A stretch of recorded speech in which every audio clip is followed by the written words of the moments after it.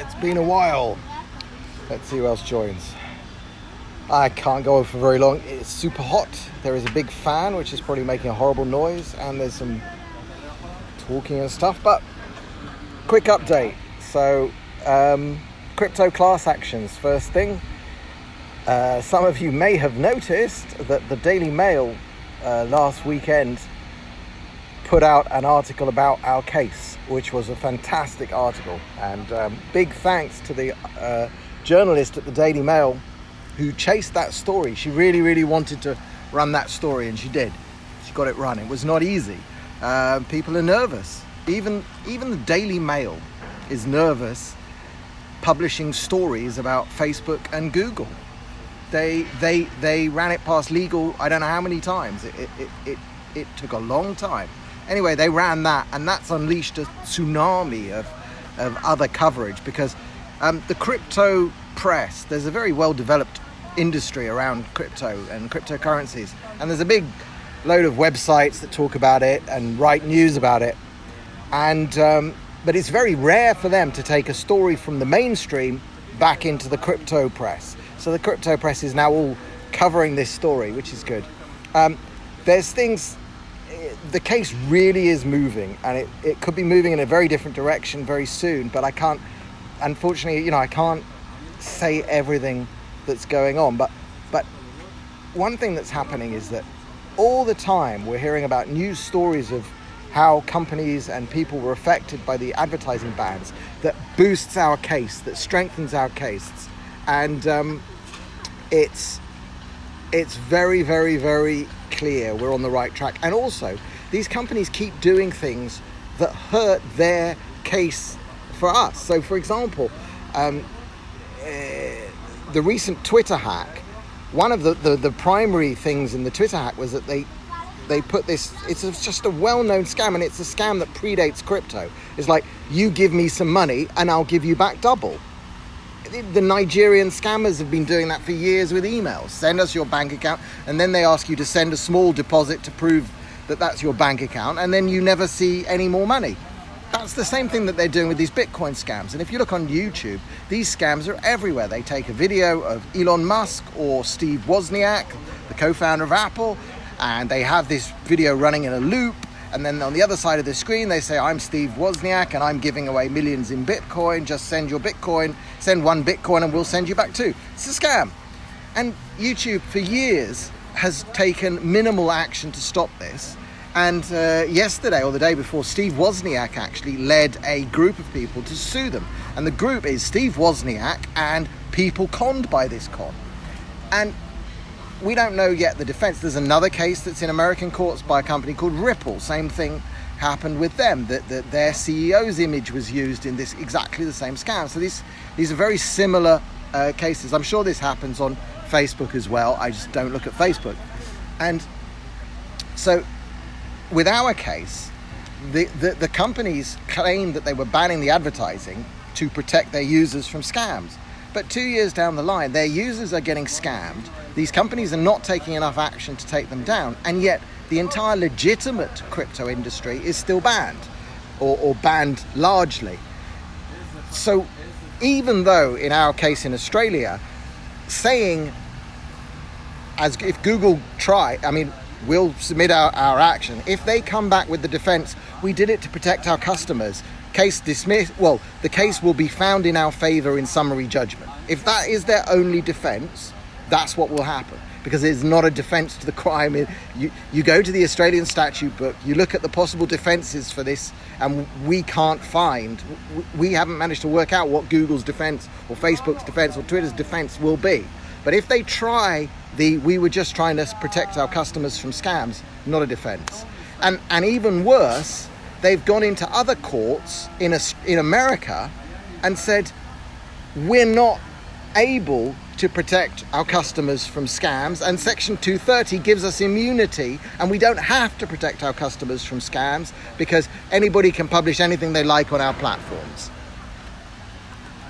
It's actually looking quite good for us. I mean, I don't want to sound, this is not easy. This is terribly hard. We are underfinanced.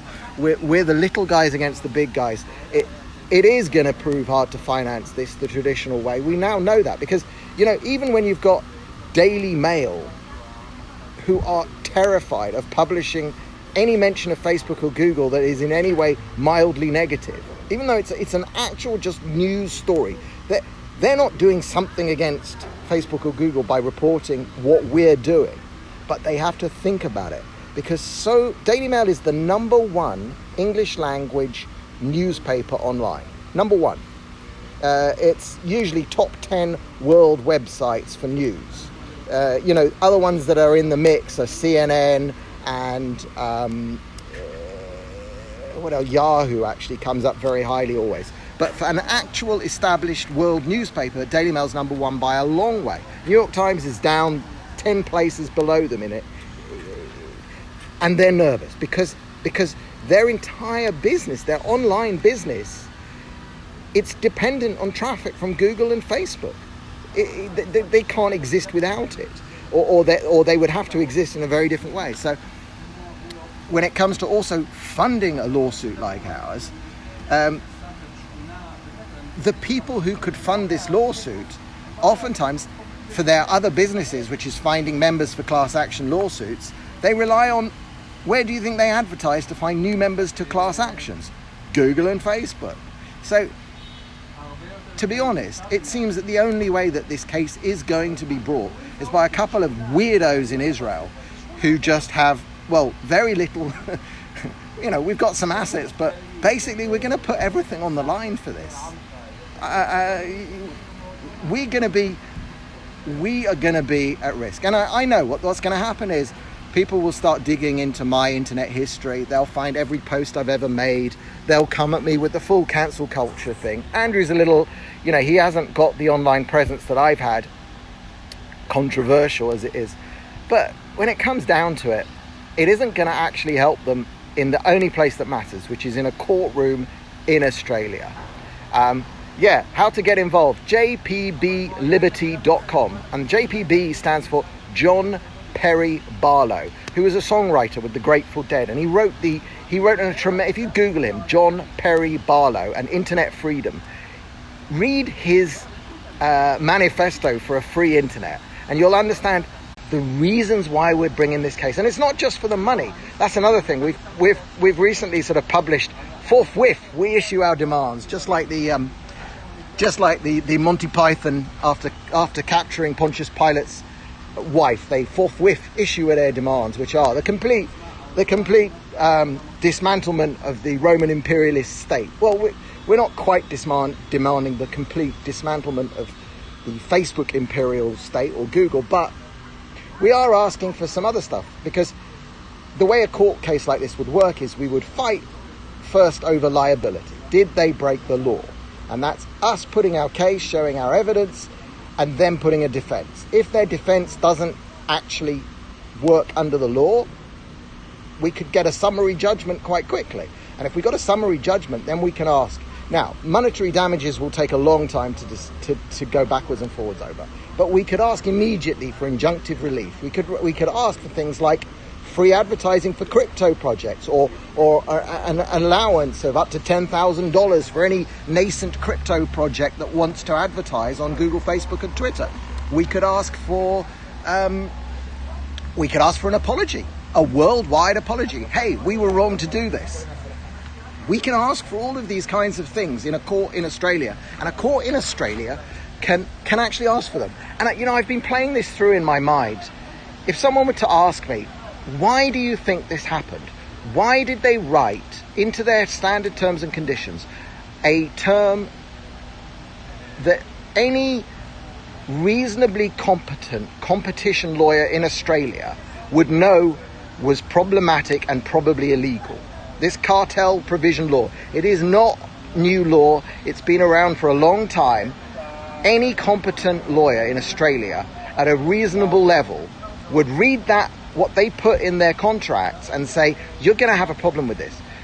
And so if someone in Australia, if I were on Sky News in Australia and they said to me, why do you think they did this? Or how did this get past their legal review? My answer would be, because these companies are so damn arrogant, they don't believe Australia is important enough to even check.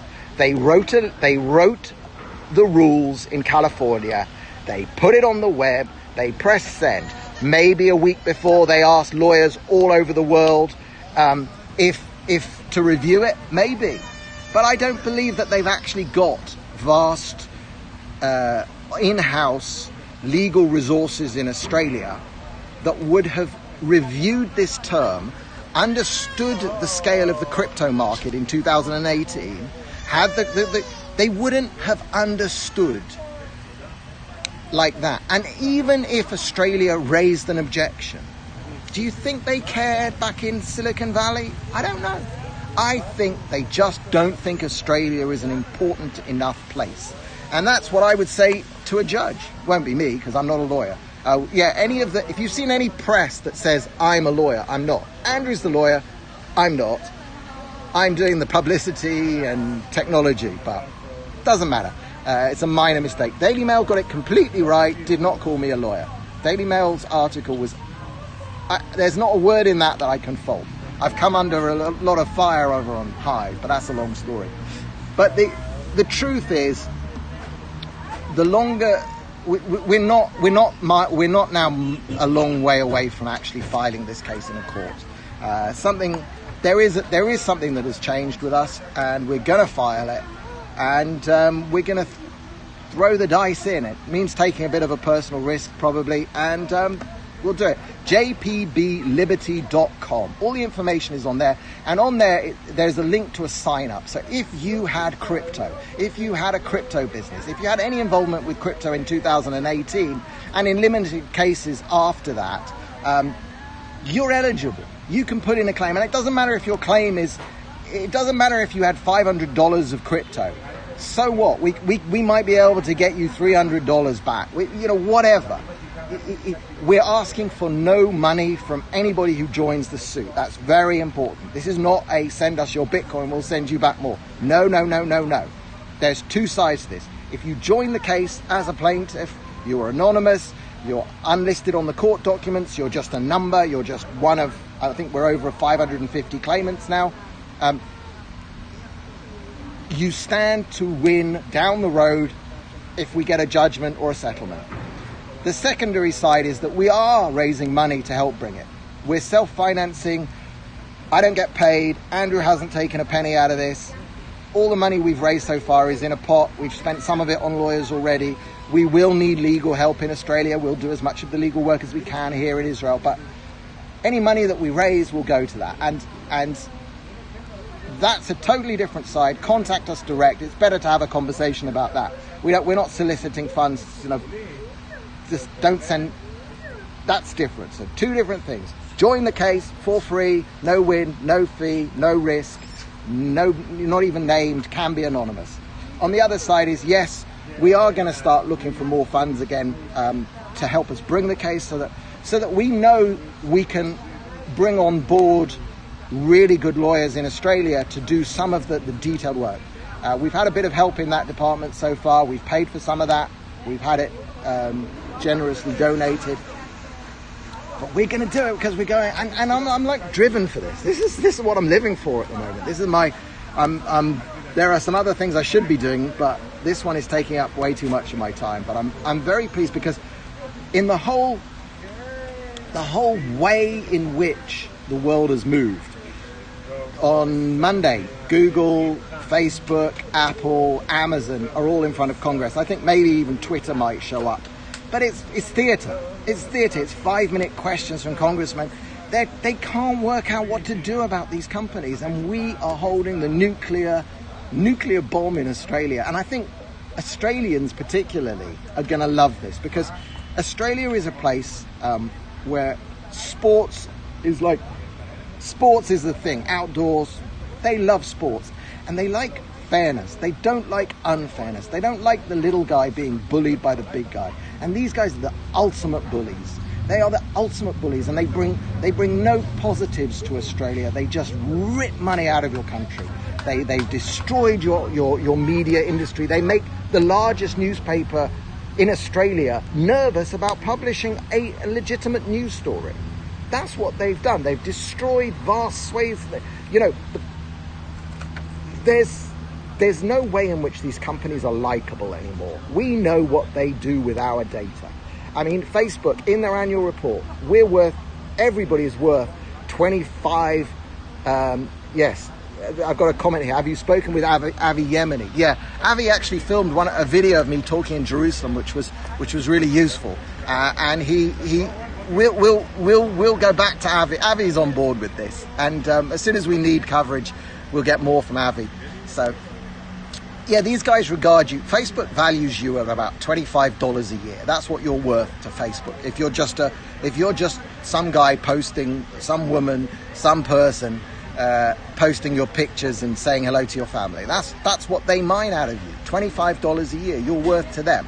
And this is a company that makes, was it 100 and I don't know, turnovers $80 billion. Revenues $80 billion a year. The numbers just, at some point when I've been reading the Google and the Facebook and the Twitter numbers, your eyes glaze over because they're just such large numbers. And then, you hear about them getting fined $1 billion and you realize that it's not even a week's revenue. It's like, it's 4 days revenue. Okay, big deal.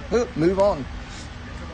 We got to do something much more than just... We've got to attack them at their core. And at their core, they are monopolists now. They've each picked off a different little online area, and together they strangle the internet. And that can't be allowed to continue. Anyway, that's what I've been doing. I'll try and get back into the routine of doing these things every Friday morning. Corona notwithstanding. Anyway, thanks very much for watching. jpbliberty.com, and always DM me on Twitter. DM me. I'm on every platform except Facebook. You can find me. And thanks very much for watching, and Shabbat Shalom to everybody, and have a great weekend.